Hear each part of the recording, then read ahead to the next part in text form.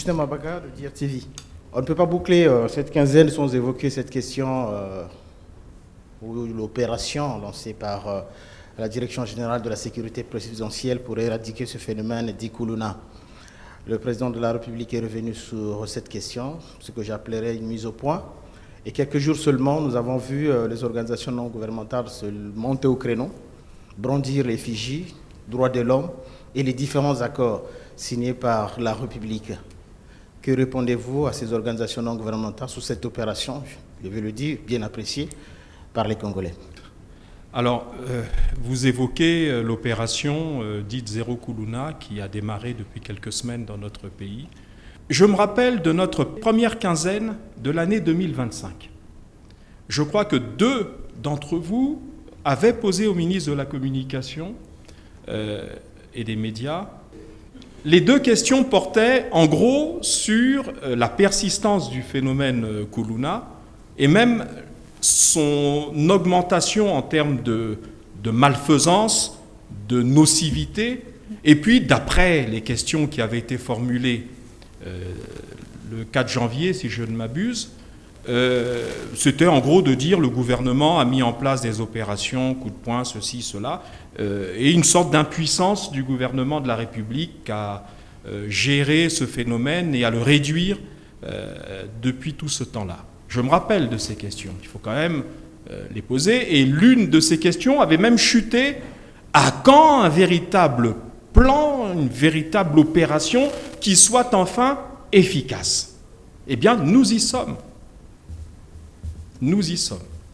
Nous y sommes pourquoi? Je crois que le président de la République l'a rappelé. Je ne vais pas reprendre ces mots. Je vais simplement apporter 2 ou 3 indications complémentaires sur le sujet. La première réflexion complémentaire, elle est la suivante.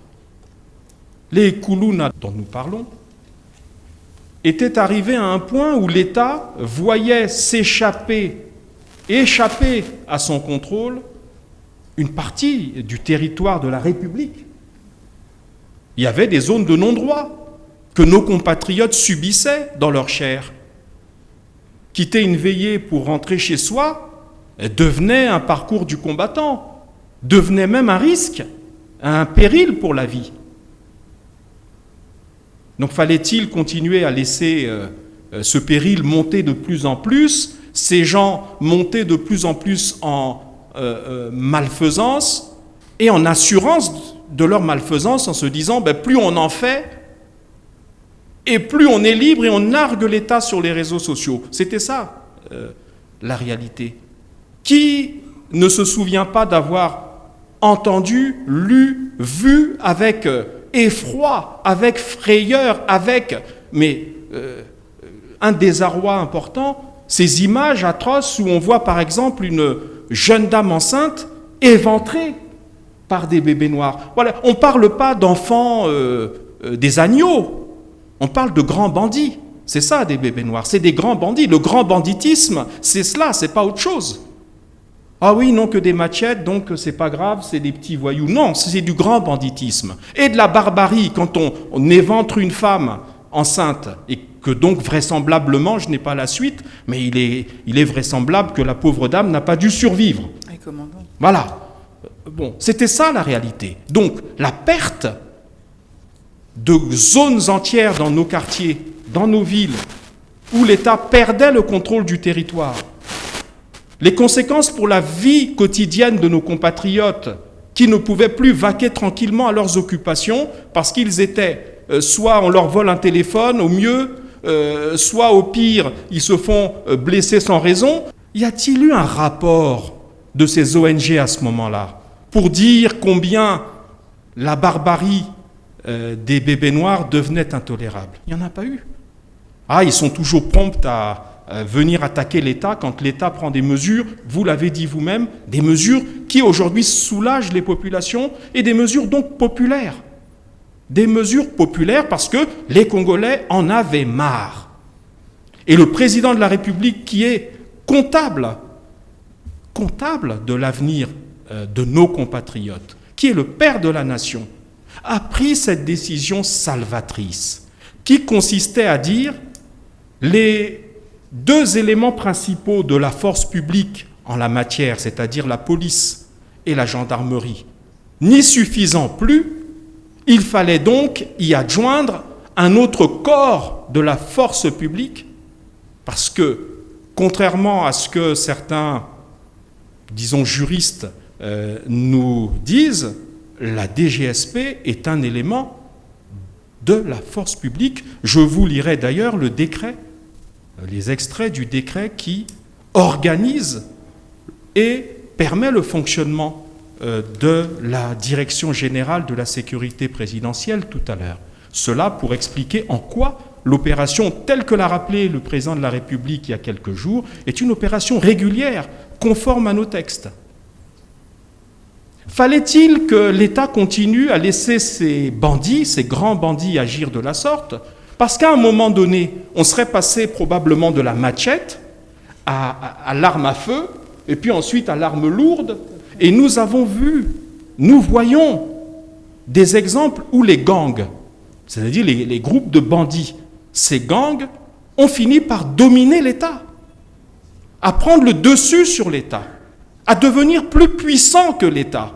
Je crois que, sans que je fasse un impair diplomatique, mais je crois qu'on peut tous rappeler l'exemple malheureux de la République sœur d'Haïti, première république noire d'ailleurs de l'histoire du monde. À Haïti, aujourd'hui, le pays est désorganisé parce que les gangs, donc leurs bébés noirs à eux, ont dominé l'État. Donc fallait-il que nous laissions la situation arriver à ce point de bascule où on serait passé de la machette, qui est déjà un acte barbare, à la possession et à l'utilisation d'armes, d'armes létales, encore plus létales que les machettes et autres armes blanches, et puis, pourquoi pas un jour, des armes lourdes pour concurrencer l'État et le dominer? Non, le président de la République, chef suprême des armées, commandant en chef de la force publique, parce que c'est cela la réalité administrative et juridique, a pris cette décision parce qu'il fallait éviter que nous en arrivions à ce moment de bascule. Et je crois, aujourd'hui, vous êtes des journalistes, faites des micro-trottoirs. Vous en faites souvent sur des questions qui tendent à mettre, excusez-moi l'expression, l'État en difficulté ou le gouvernement en difficulté. Faites-les aussi quand les choses sont bien faites. Elles sont bien faites parce qu'aujourd'hui, nos compatriotes sont soulagés et peuvent désormais vaquer à leurs occupations. Tout le monde voit que le soir, il est aujourd'hui possible d'aller à une veillée, d'en sortir en étant serein. Tout le monde sait qu'aujourd'hui, on peut aller manger au restaurant à une certaine heure, en ressortir et rentrer chez soi serein. Tout le monde sait que nos jeunes qui vont effectivement et viennent, parce que ce sont souvent nos jeunes qui sont des noctambules, eh bien, tout cela se passe de manière plus ou moins tranquille et sereine grâce à l'intervention de la Direction générale de la sécurité présidentielle, qui s'est ajoutée aux autres corps de la force publique. Alors, nous entendons aussi parler du cadre juridique. Alors, de ce point de vue-là, je me permets de préciser une chose. J'ai lu de ci, de là dans les réseaux sociaux qu'on citait le décret de 2009 qui fixait à l'époque les prérogatives et les axes de compétences de la Direction générale de la sécurité présidentielle. Non, ce décret a été remplacé par un décret beaucoup plus récent, qui est le décret 2025-390 du 18 septembre 2025, donc assez récent, un décret qui a été pris avant le déclenchement de l'opération Zéro Kuluna. Ce décret portant attribution et organisation de la Direction générale de la sécurité présidentielle. Ce décret nous dit dans l'article 1er: la Direction générale de la sécurité présidentielle est un organe technique du ministère en charge de la sécurité, qui assure la sécurité du président de la République, de sa famille, de ses hôtes et de ses biens. Cela pour répondre au fait que la DGSP n'est pas un corps externe à la force publique, une sorte de garde prétorienne, comme on disait sous la Rome antique, mais une unité régulière de la force publique. En ce qui concerne toujours à l'article 1er ses prérogatives. Je vous en lis 2 ou 3 qui sont en rapport avec notre objet. Elle a notamment pour compétence de lutter aux côtés d'autres forces de sécurité contre toute menace visant la stabilité des institutions, l'intégrité physique des personnes et leurs biens, ainsi que la sûreté et la sécurité nationale. Elle est chargée également de contribuer en permanence au rétablissement de la sécurité et de la paix civile au plan national.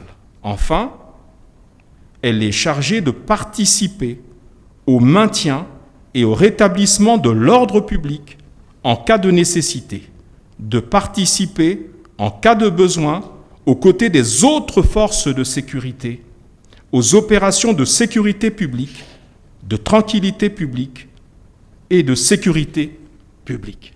Nous avons là les éléments juridiques qui encadrent l'opération actuellement menée, pas seulement par la DGSP, mais par l'ensemble de la force publique. Parce que l'intervention salvatrice de la DGSP a permis, disons, d'accélérer la résorption du problème, mais les autres forces ne restent pas l'arme au pied en disant « bon, la DGSP agit ».